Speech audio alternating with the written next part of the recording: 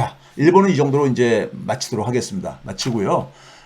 오늘 이제 메인 주제인 연준의 구원투수 효과는 어디까지인가. 이제 이 주제를 잡은 이유는요. 일본은 그러니까 금리 체계가 완전히 망가졌습니다. 금리 체계가 망가진 거예요. 그러니까 일본 은행이 시장 금리까지 통제를 하고 있는 거니, 통제를 해온 거니까요. 그건 시장 경제가 아니잖아요. 미국도 사실 그렇게 돼가고 있습니다. 미국도 그렇게 돼가고 있는데, 자, 먼저 이제 연준의 금리 최종 금리와 관련해 가지고 이제 최백은 TV에서는 저는 이제 그러니까 5 내지 5.25% 여기 부근에서 그러니까는 까지 갈 가능성이 있다 그러죠. 지금 4.5%까지 올라갔죠. 상당 구간이요. 근데 이제 그걸 이제 그러니까 뒷받침하는 게 뭐냐면은 미국의 노동시장입니다. 미국의 노동시장이에요. 미국의 노동시장이요. 그러니까 이거는 이제 그러니까는 분모가 그 기업이 찾고 있는 그러니까는 사람이고 분자가 그러니까 실업자. 그러니까 이걸 사실 이제 그러니까 이 역으로 생각해야 되는데 이 역으로 생각하는 비율을 오히려 보여드리는 게 더 편할 것 같은데 이게 이제 어디 있을 거예요. 저 뒤에. 자, 그거 먼저 보여드릴게요.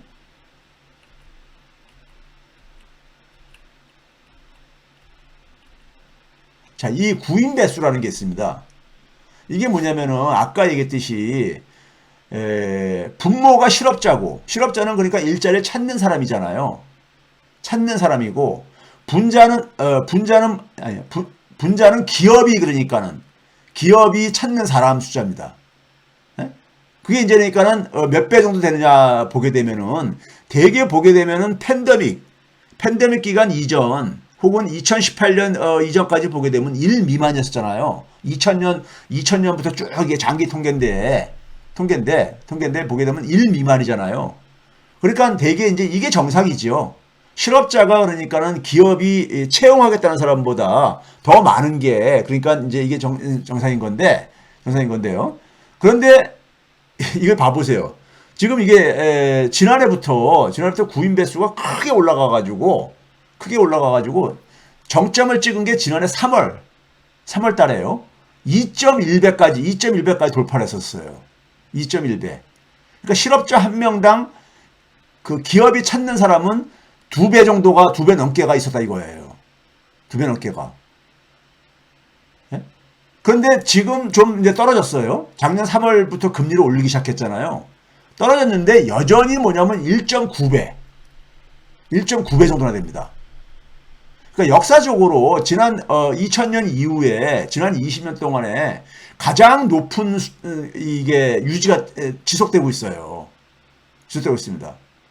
그러니까 여전히 기업들은 뭐냐면 많은 사람들을 찾고 있다는 거예요. 그러니까요. 실업자들이라는 것이 경제 안에서 실업자라는 것이 자기가 일자리를 적극적으로 찾는 사람으로 이렇게 이제 그러니까 일자리를 포기한 사람은 이제 실업자 안 속하는 것이고 자기가 일자리를 갖겠다고 하는 의지가 있는 사람들을 되게 이제 실업자라고 하잖아요. 일자리 찾는 사람을요. 실업자들 숫자보다도 기업이 채용하겠다는 사람들이 그게 한 1.9배 정도 더 많다는 거예요. 즉 그렇다면은 여기서 이제 그러니까는 이걸 이제 제가 보여드린 것은 이걸 앞에다가 배치를 했어야 되는데 제가 시간이 없어가지고 죄송합니다. 왔다 갔다 해서요. 이건 이제 거꾸로 숫자예요. 거꾸로 숫자 그러니까요.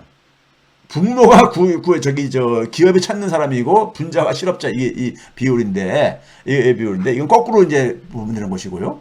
그러니까 여전히 노동시장이 굉장히 그러니까는 노동시장에 수요의 압력이 크다는 겁니다. 크다는 거예요. 예? 크다는 겁니다. 이게 쫙 올라갔을 때는 되게 뭡니까? 이게 최근에 올라간 건 팬데믹이 이제 극성을 부렸던 2020년 4월 달 그때 얘기고요. 그다음에 금융위기 터지고 나서 이제 그러니까 대규모 실업자가 이제 발생하고 그랬을 때 이제 그랬었죠. 2000년 이후에는요. 그래서 이 금리를 제가 이제 한 5%대까지 이제 그러니까는 본 이유 중에 한 가지는 뭐냐면요. 노동시장의 성격 변화가 많이 깔려 있습니다. 노동시장이 여전히 그러니까는 왜 그러냐면요. 연준의 그러니까는 통화 정책은 기본적으로 첫 번째가 뭐냐? 완전 고용입니다. 두 번째가 뭐냐? 물가 안정입니다.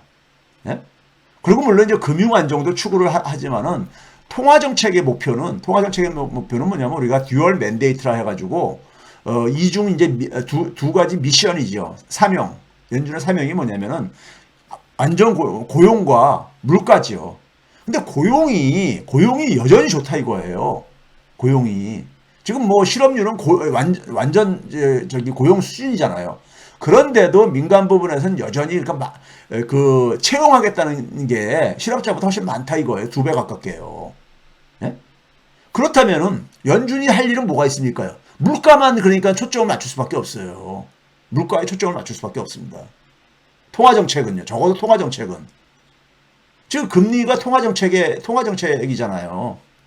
그렇기 때문에 물가가 그러니까 내려오기 전까지는 계속 올릴 수밖에 없다는 거예요. 예? 왜?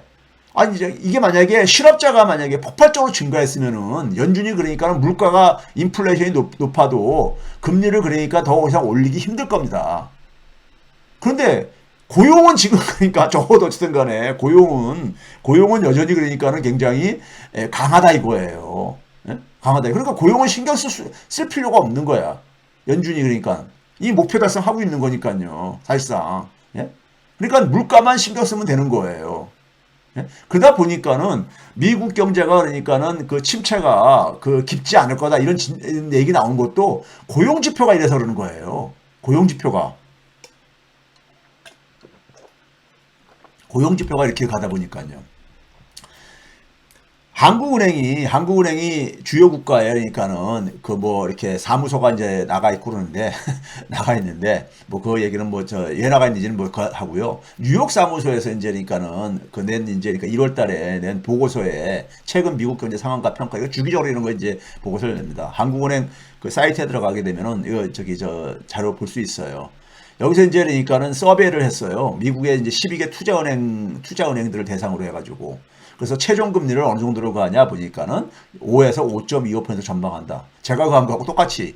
저는 이제 이걸 그러니까 벌써 수개월 전부터 이렇게 얘기를 했는데 지금 4.5%니까 아직도 그러니까는 한 0. 많게는 75%포인트 정도 더 그러니까는 갈 길이 있다. 이렇게 얘기를 하는 거잖아요. 그렇죠? 자, 그렇게 되는 이유가 뭐냐면은, 그렇게 가는 이유가 뭐냐면은, 여전히 그러니까 수요 압력이 크다 이거예요. 노동시장에요. 노동시장에. 수요 압력이 크다는 얘기입니다. 그러니까 아직도 채용할 여력이 많이 남아있다 이겁니다. 채용할 여력이. 32만 5천 명, 지난해 연말 기준으로 장기 추세에서 보게 되면 5천 명 정도가 아직도 그러니까 덜 채용된 거예요. 예?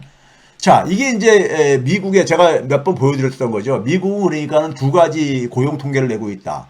작업장 중심, 그러니까 채용하는 기업 중심에서도 하나 내고 있고, 작업장을 조사해가지고요. 몇 명을 고용했느냐 이런 것들이죠. 그 다음에 일반 가게를 대상으로 해가지고 조사하는 게 있다 그랬잖아요. 이게 장단점이 있다 그랬죠. 작업장 중심으로 하는 것은 소위 말해서 2개 이상의 일자리를 가진 사람들을 중복 계산 대수가 있는 부분이 있거나, 그 다음에 뭐냐면은 농업 부분에 종사하는 부분은 여기 이제 배제가 돼 있고요. 비농업 이제 민간 부분들 이런 중심이니까요. 그 다음에 자영업자도 여기는 이제 빠져 있죠. 자영업자도 빠져 있고. 근데 가게 서베이 같은 경우는 가게 서베이 같은 경우 그러니까는 그것보다는 이제 그러니까는 낫지만은, 그러니까 이제 가게 서베이가 더 많게 나올 수밖에 없어요. 가게 서베이를 대상으로 조사한 게, 그게 이제 주황색 기둥, 막대 기둥인 거고, 그러니까 파란색 기둥보다 더 위에 있잖아요. 위에 있죠. 그리고 이제 이걸 이제 양쪽에서 이제 중복되는 부분들을 이제 그러니까는 그 제외해가지고 한 것이 회색선인데, 회색선이 높다고 해가지고 많은 게 아니라요. 이걸 막대 그래프로 다 그리게 되면 너무 이제 이게 복잡해 보이기 때문에 그냥 그 한 겁니다. 숫자를 그러니까 왼쪽하고 오른쪽은 다릅니다. 하여간 죄송합니다. 그래서 색깔로 구별해 놨어요. 회색은 그러니까는 까만색으로요. 그러니까요. 했는데 하여간 지금 여전히 뭐냐면은 한 20만 개 이상씩 그러니까는 일자리가 매달 증가가 나타나고 있거든요. 그거 괜찮은 성적이에요. 20만 개 이상이면은요. 과거 뭐 40만 개, 50만 개 나타난 적도 있었지만은 그거는 이제 팬데믹 이후에 이제 그러니까는 그 소위 말해서 기저효과로도 좀 있고요. 근데 복수 일자리 소유자도 거의 그러니까 이제 그 팬데믹 이전 수준으로 돌아갔어요. 복수 일자리 소유자 수준도요. 팬데믹 이전 수준으로요. 이게 그러니까 2개 이상의 일자리를 소유하고 있는 사람들이, 인데 이것도 그러니까는 과거의 팬데믹 이전에 보시게 되면은 한 800만이 그러니까는 복수 일자리 소유하고 있는 사람이었는데 거의 그 수준으로 돌아갔습니다. 지금 작년 연말 기준으로 805만 명이 됐으니까요.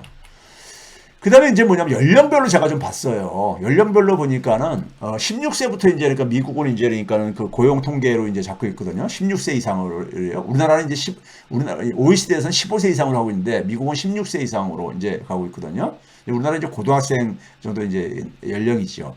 16세로 보게 되면 16세의 고용률 실제로 그러니까 인구 중에서 몇 퍼센트 정도가 몇 명이 그러니까 일자리를 잡고 있느냐는 비중이죠. 이거는 그러니까 팬데믹 이전 수준을 완전히 회복했어요. 팬데믹 이전 수준을. 그러니까 빨간색 숫자로 보게 되면 32.5%였었는데 33.1%로 그렇죠? 회복됐습니다. 그 다음에 뭐냐면은 가장 이제 이렇게 핵심 노동력이라고 하는 게 25세에서 54세입니다. 가장 왕성하게 일할 나이죠. 인생에 있어서요. 그렇죠? 그것도 거의 회복됐습니다. 거의 회복됐어요. 고용률로 보더라도 이게 고용률입니다. 고용률이기 때문에 취업자 절대적인 숫자로는 이게 이제 증가를 한 겁니다. 예, 인구가 증가하는 것, 아직도 미국은 증가하고 있기 때문에요. 그 다음에 뭐냐면은 55세에서 64세도 회복됐습니다. 팬데믹 이전을요. 55세, 64세도 정확하게 회복이 됐잖아요. 63.7%로요. 그렇죠? 회복이 됐어요. 회복이 안 된 부분이 어디냐면요. 65세 이상입니다. 65세 이상. 네? 그러니까 65세 이상은 되게 퇴직을 많이 하는 사람들인데 과거의 팬데믹 이전에는 이 사람들이 많이 그러니까 일터로 들어왔었는데 이 사람들이 일터로 그러니까 복귀를 안 하고 있습니다. 복귀를 안 하고 있어요.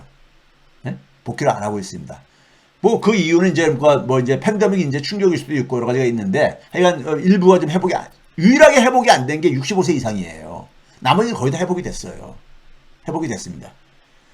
그렇다면은 제가 오늘 자료 하나 깜빡했네. 그러니까 뭐 그거 하기 전에 그러면 우리가 왜 고용이 이렇게 그 구직자가 많으냐? 네? 구직자가 많으냐 보게 되면요. 기업이 여전히 그러니까는 이 사람을 많이 찾고 있냐는 것은요. 보게 되면요. 뭘로 그나마 설명이 되냐면은 총 노동 시간으로 보게 되면 총 노동 시간은 회복이 안 됐어요. 그러니까 그 얘기는 결국 뭐냐면은 특히 뭐냐면은 고임금 노동력 중에서 노동 시간을 많이 줄이는 현상이 확인되고 있어요. 그러니까 노동 시간이 줄어들었으니까는 쉽게 얘기하면은 나 그렇게 일 많이 안 하기 싫다 이거죠. 우리가 이제 팬데믹 이후에 그 많은 사람들이 그러니까는 직장에서 이제 그러니까 과거에는 뭐 그 비대면으로 이제 집에서 근무해도 되게 하다가 팬데믹 끝나면서 이제 그러니까 직장으로 이제 출근하라고 이제 이렇게 하는 것에 대해서 굉장히 불만들을 많이 표시한다 그랬잖아요. 그러다 보니까 이제 소위 말해서 팬데믹 한 2년 기간 동안에 많은 사람들에게 사실 사고에 영향을 미쳤죠. 난 가정에서 일을 할 수도 있고, 일을 하면서 똑같은 일을 할 수도 있고, 생산성을 유지를 하면서도, 그러면서도 뭐냐면은 집에 있다 보니까는 또 그러니까 아이들을 양육하는데도 좀 도움이 되고, 아이들을 돌볼 수 있는 것도요. 그러니까 그런 걸 선호를 하지요. 네? 직장인들은요. 선호를 한단 말이에요. 그러다 보니까 그걸 이제 그러니까 직장에서도 돌아오라고 하더라도 그러니까는 그렇게 돌아오라고 하면 나 안 하겠다 하는 사람들도 생겼다는 얘기가 이제 우리가 뉴스 통해서 듣잖아요. 그러니까 이제 최소한 뭐냐면 노동 시간을 옛날처럼 그렇게 그러니까 팬데믹 이전처럼 그렇게 일을 못 하겠다 이거예요. 이런 사람이 많이 늘다 보니까는 총 노동 시간이 줄어들었어요. 노동 시간이 줄어드니까 기업은 그걸 보충하기 위해서 그러니까 사람을 더 채용할 수밖에 없는 거예요. 사람을요. 그게 지금 그러니까는 이 구인 배수에 나타나고 있는 저는 요인이라고 봐요. 노동 수요의 압력이 크다 보니까는 임금 증가율이 여전히 그러니까는 이 높은 임금 증가율이 지속되고 있죠. 물론 이건 이제 명목 임금입니다. 물가 상승을 고려한 이제 실질 임금으로는 여전히 마이너스가 아직도 전년 대비는 진행되고 있기 때문에요. 특히 서비스 부분에서 그러니까 높은 임금 증가율이 지속되고 있습니다. 지금 미국의 물가는 지금 서비스 부분이 주도한다 그랬잖아요. 소위 말해서 그러니까는 그래서 제가 그랬잖아요. 처음에 미국의 인플레이션은 소위 코로나로 인한 그러니까 우리가 그 공급망 교란하다가 거기에다가 플러스 뭐냐면 우크라이나 전쟁이 터지면서 유가가 폭등을 하고 그러면서 원자재 가격 이런 게 이제 그 증가한 상황 속에서 유가까지 폭등을 하면서 그러니까 초기에는 인플레이션이 생겼는데 시간이 지나면서 이게 서비스 부분으로 이제 그러니까는 정가가 됐다 그랬잖아요. 서비스 부분으로 정가가 되게 되면은 이거는 그러니까는 수요 이축으로 잡을 수밖에 없어요. 수요 이축으로. 소비 이축으로. 잡기가 굉장히 힘듭니다. 서비스 부분은요. 서비스 부분, 저거는 이건, 잡기가 힘들어요. 그러니까 굉장히 강한 그러니까는 긴축이 필요합니다. 그래서 사람들이 소비를 덜하게 만들어가지고 억지로 그러니까 끌어들일 수밖에 없는 거거든요. 근데 쉽지가 않잖아요. 굉장히 고통이 많이 떨어잖아요. 예? 그렇죠? 근데 이건 서비스 부분이 주도를 하고 있고 서비스 부분의 임금 증가율이 여전히 높게 지속되고 있어요. 지속되고 있습니다. 그게 바로 이제 노동의 수요 압력이 여전히 크게 지속되고 있기 때문입니다. 시급 증가율을 보게 되면은 많이 하락했어요. 하락했는데 여전히 6%대, 6%대이고요. 시급 증가율이 이제 그러니까는 그 물가 상승률과 비슷하게 많이 떨어져 가고 있지만 똑같이 비슷한 속도로 떨어져 가고 있지만은 이거는 그러니까 이제 전체 이제 평균인 거고요. 서비스 부분은 여전히 그러니까 높게 가고 있다. 그다음에 이게 이제 실질임금입니다. 실질임금으로 보게 되면은 재밌는 게요. 재밌는 게 제가 이제 그대로 영어를 이제 그대로 이제 그 미국 노동통계국에서 있는 거를 그대로 이제 했는데요. 이게 뭐냐면은 그 실질적인 화폐 단위로 간 겁니다. 1982년, 84년에 그 달러 가치를 기준으로 이제 재환산한 거기 때문에요. 맨 위에 줄은 뭐냐면 실질 평균 시급입니다.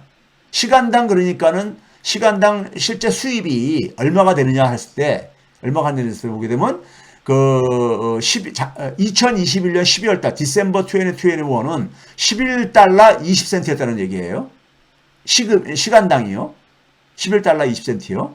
그런데 지난해 12월 달은 11달러 1센트니까 줄어들었죠. 19센트 정도 줄어들었죠. 그러니까 물가가 많이 올라가다 보니까 실질적인 시급은 줄어들었어요. 그 밑에 있는 게 뭐냐면 실질적인 평균 주당 그러니까 미국은 주급하고 시급을 많이 이제 사용을 하고 있는데 주급도 많이 사용을 하죠.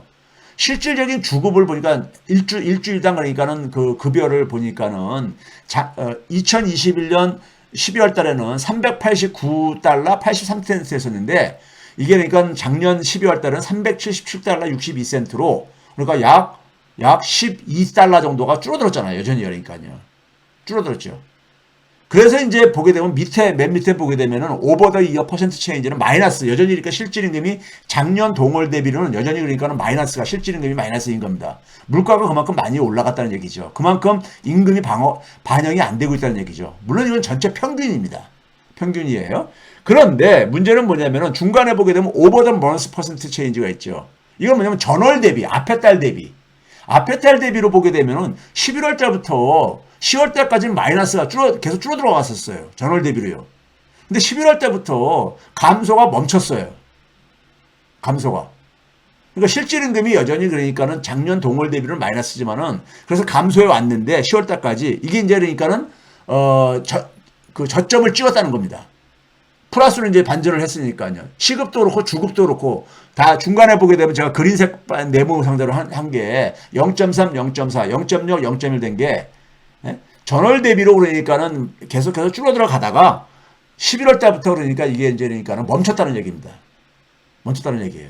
그 얘기는 뭐겠습니까? 지금 만약에 노동시장이 굉장히 안 좋다면은 이게 마이너스가 계속 진행될 게 아닙니까? 근데 노동시장이 여전히 좋기 때문에 이게 이제 멈출 수가 있는 거예요. 그나마요. 그렇죠? 그러다 보니까는 노동시장이 여전히 가다 보니까는 이거 실질적인 개인 소비 지출입니다. 물가 상승률을 제외한 이걸 보게 되면은 11월 통계까지 나왔는데 10월 달에 1.9%였었어요. 증가율이요. 근데 11월 달에는 2.0%로 그러니까 여전히 그러니까 미국의 경제는 3분의 2 이상이 소비 지출이잖아요. 근데 소비 지출도 그러니까 여전히 그러니까는 괜찮은 모습을 보여주고 있는 거예요. 괜찮은 모습을. 예? 그러니까는 경제가 보게 되면은 그러니까는 지금 뭐 연준이 그러니까 뭐 경기 침체 이거 뭐 이렇게 크게 고용이나 경기 침체 이거 크게 이제 신경 쓸 필요가 없는 지금 이런 아직까지는 국면이라 이겁니다. 상황이라 이거예요. 우리가 예신을 통해서는 일부 테크 기업들이 아니면 금융회사들이 많이 해고를 이제 가는 이런 소식들이 들어와서 그러는데 실제 상황은 지금 이렇다 이겁니다. 상황이래요.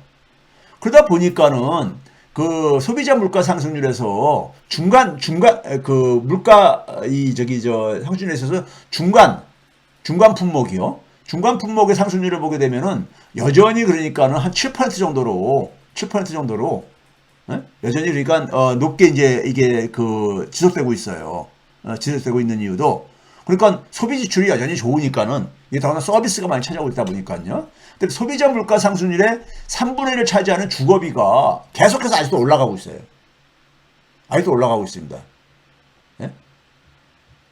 이게 다른 물가들은 꺾여가지고 이게 됐는데 주거비는 그러니까 아직도 상승세가 지속되고 있어요. 지속되고 있잖아요. 모양을 보게 되면 그렇죠?